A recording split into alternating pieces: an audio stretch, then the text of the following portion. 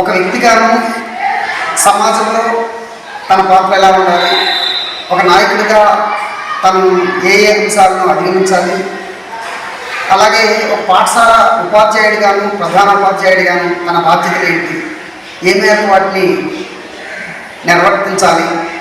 So దానికి కావలసినటువంటి అంతర్గతంగా మనలో చేయాల్సినటువంటి మార్పులు ఏంటి అనే అంశాలు తెలుసుకోవడం చాలా అవసరం. సో అందులో భాగంగానే ఒక మంచి నాయకుడిగా ఎదగాలంటే మొట్టమొదటిసారిగా మనకు కావాల్సినటువంటి ముఖ్యమైనటువంటి అంశం ఏంటంటే స్వీయ అవగాహన. ఈ స్వీయ అవగాహన దాన్నే సెల్ఫ్ అవేర్నెస్ అంటాం. అంటే తన గురించి తాము స్పష్టంగాను నిష్పక్షపాతంగాను అర్థం చేసుకోవడం, అంతేకాకుండా తమ లోపల ప్రపంచాన్ని బయట ప్రపంచాన్ని ఎలా చూస్తున్నామో తెలుసుకోవడం కూడా. ఈ స్వీయ అవగాహనలో కీలకమైన అంశాలు కొన్ని ఉన్నాయి. అందులో ఇంటర్నల్ సెల్ఫ్ అవేర్నెస్ అంటాం. అంటే అంతర్గత అవగాహన. ఇది తమ ఆలోచనలు, భావోద్వేగాలు, విలువలు, బలాలు, బలహీనతలు, కోరికలు మరియు లక్ష్యాలను అర్థం చేసుకోవడం. అంటే తమ అంతర్గత మానసిక స్థితిని, తమ ఉనికి యొక్క ప్రాథమిక స్వభావాన్ని, ఉద్దేశాన్ని తెలుసుకోవడం. తమ భావోద్వేగాలు, తమ నిర్ణయాలను, ప్రవర్తనను ఎలా ప్రభావితం చేస్తాయో గుర్తించగలిగినటువంటి సామర్థ్యమే ఈ అంతర్గత అవగాహన అంటాం. దీని మీద ఒక స్పష్టమైన అవగాహన వచ్చిన తర్వాత మనం ఇతరులను తమను ఎలా చూస్తున్నారో లేదా మనం వారిని ఎలా చూస్తున్నామో అర్థం చేసుకోవడం కూడా చాలా ప్రధానం. దీన్ని బాహ్య అవగాహన లేదా ఎక్స్టర్నల్ సెల్ఫ్ అవేర్నెస్ అంటాం. అంటే ఇతరుల అభిప్రాయాలు, వారు తమను ఎలా గౌరవిస్తున్నారో తెలుసుకోవడం చాలా ముఖ్యం. అయితే స్వీయ అవగాహన ఎందుకు ముఖ్యమైంది అనేది కూడా చాలా అవసరం. చాలా స్వీయ అవగాహనలో వ్యక్తి ఒక స్పష్టత వచ్చినప్పుడు అతనికి అనేకమైనటువంటి ప్రయోజనాలు అనుకూలుతాయి. అందులో మొదటిది మెరుగైన నిర్ణయాలు తీసుకోవడం. అంటే ఎప్పుడైతే స్వీయ అవగాహన వల్ల తమ బలాలు, బలహీనతలు తెలిసినప్పుడు సరైన నిర్ణయాలు తీసుకోవడం సులభమైపోతుంది. సాధారణంగా తమ విలువలకు అనుగుణంగా ఎంపికలు కూడా చేసుకోవడం అవుతుంది. తద్వారా నిర్ణయాలు, స్పష్టమైనటువంటి నిర్ణయాలు, సమగ్రమైనటువంటి నిర్ణయాలు తీసుకునే అవకాశం కూడా ఉంటుంది. మరి అలాగే ఈ స్వీయ అవగాహన వల్ల ఆరోగ్యకరమైన సంబంధాలు మెరుగుపడతాయని చెప్పడంలో సందేహం లేదు.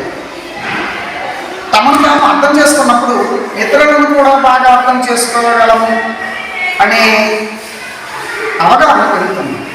ఇది ఇతరులతో బలమైన, గౌరవప్రదమైన సంబంధాలను ఏర్పరచుకోవడానికి కూడా సహాయపడుతుందని అన్నదాంట్లో సందేహం లేదు. మరి అలాగే భావోద్వేగ నియంత్రణ కూడా ఏర్పడుతుంది స్వీయ అవగాహన వల్ల. అంటే తమ భావోద్వేగాలను గుర్తించి వాటి మూలాలను తెలుసుకోవడం వల్ల వాటిని సమర్థవంతంగా నిర్వహించడానికి కావలసిన అవగాహన పెరిగి తద్వారా ఒత్తిడిని తగ్గించి మానసిక ప్రశాంతతను కూడా మెరుగుపరచుకోవడానికి అవకాశం ఉంటుంది ఈ స్వీయ అవగాహన.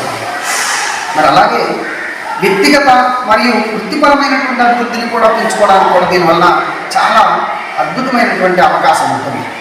ఎలా అంటే బలాలు, బలహీనతలు ఎప్పుడైతే తెలుస్తాయో తమను తాము మెరుగుపరుచుకోవడానికి, తమ సామర్థ్యాన్ని పూర్తిగా ఉపయోగించడానికి కృషి చేయవచ్చు. ఇది వృత్తిపరంగా కూడా చాలా సహాయపడుతుంది వాళ్ళు ఏ వృత్తిలో ఉన్నప్పటికీ. మరి అలాగే ఈ స్వీయ అవగాహన వల్ల ఆత్మవిశ్వాసం మరియు ఆత్మగౌరవం కూడా ఇనుమడింపు చేస్తాయి. ఎందుకంటే తమను తాము అంగీకరించడం, తమ విలువలను గుర్తించడం వల్ల ఆత్మవిశ్వాసం, ఆత్మగౌరవం పెరుగుతాయి. తద్వారా ప్రయోజనాల్లో తక్కువ ఒత్తిడి మరియు ఆందోళన కూడా తగ్గించుకునే అవకాశాలు కూడా ఉంది. ఎందుకంటే తమ ప్రతిస్పందనలను, భావోద్వేగాలను అర్థం చేసుకోవడం వల్ల ఒత్తిడి దాదాపుగా తగ్గిపోతుంది. ఆందోళనను ఎదుర్కోవడానికి కావాల్సిన మానసిక సంసిద్ధత కూడా ఏర్పడుతుంది ఈ స్వీయ అవగాహన. అయితే ఈ స్వీయ అవగాహన అనేది నిరంతర ప్రక్రియ. దీన్ని పెంపొందించుకోవడానికి కొన్ని మార్గాలు కూడా మనం పరిశీలించాల్సిన అవసరం ఉంటుంది. స్వీయ అవగాహనలో భాగంగా మొదట మనం స్వీయ పరిశీలన చేయాలి. అంటే ఎలా ఏంటి? రోజు కొంత సమయం కేటాయించి తమ ఆలోచనలు, భావోద్వేగాలు, ప్రవర్తన గురించి ఆలోచించి నా ఆలోచనలు, నా భావోద్వేగాలు ఎలా ఉన్నాయి, ఏ విధంగా ఉన్నాయి, దీనికి ఎటువంటి మార్పులు అవసరం, నాకు నిజంగా ఏం కావాలో, ఇలాంటి ప్రశ్నలు తమను తాము ప్రశ్నించుకుంటే మనకి స్వీయ అవగాహన మీద పట్టు పెరుగుతుందనలో సందేహం లేదు. అలాగే మన ఆలోచనలు, అనుభవాలు, భావోద్వేగాలు ఒక డైరీ రూపంలో రాసుకోవడం కూడా చాలా ఉపయోగపడుతుంది. అలాగే మైండ్ఫుల్నెస్ కూడా వర్తమానంపై దృష్టి పెట్టడం ద్వారా తమ అంతర్గత స్థితిని, తమ చుట్టూ ఉన్న ప్రపంచాన్ని మరింత స్పష్టంగా గమనించడానికి కూడా అవకాశం కలుగుతుంది. దీనికి ఒకటే మార్గం, ధ్యానం, యోగా లాంటివి చాలా సహాయపడుతుంది. అలాగే అప్పుడప్పుడు మన సెల్ఫ్ అవేర్నెస్ ఏ విధంగా ఉంది అని ఒక స్పష్టత రావడం కోసం ఇతరుల నుండి అభిప్రాయాలను కూడా తీసుకోవడం చాలా అవసరం. అందుకు నమ్మకమైన స్నేహితులు, కుటుంబ సభ్యులు, సహోద్యోగుల నుండి తమ గురించి అభిప్రాయాలు అడగడం, వారు తమని ఎలా చూస్తున్నారో తెలుసుకోవడం కూడా చాలా అవసరం. తద్వారా మనిషి తనలో ఉన్న లోపాలను, తను సవరించుకోవాల్సినటువంటి అంశాలను స్పష్టంగా తెలుసుకొని తద్వారా మార్పుని ఆహ్వానించడం జరుగుతుంది. అలాగే కొత్త అనుభవాలు, కొత్త విషయాలు నేర్చుకోవడం కానీ, కొత్త పనులు చేయడం వల్ల కానీ తమలోనే కొత్త కోణాలు బయటపడతాయి. వృత్తిపరమైన సహాయం కూడా దీనికి అవసరం అవుతుంది. అలాగే స్వీయ అవగాహన అనేది తమ జీవితాన్ని మరింత అర్థవంతంగా, సంతృప్తికరంగా జీవించడం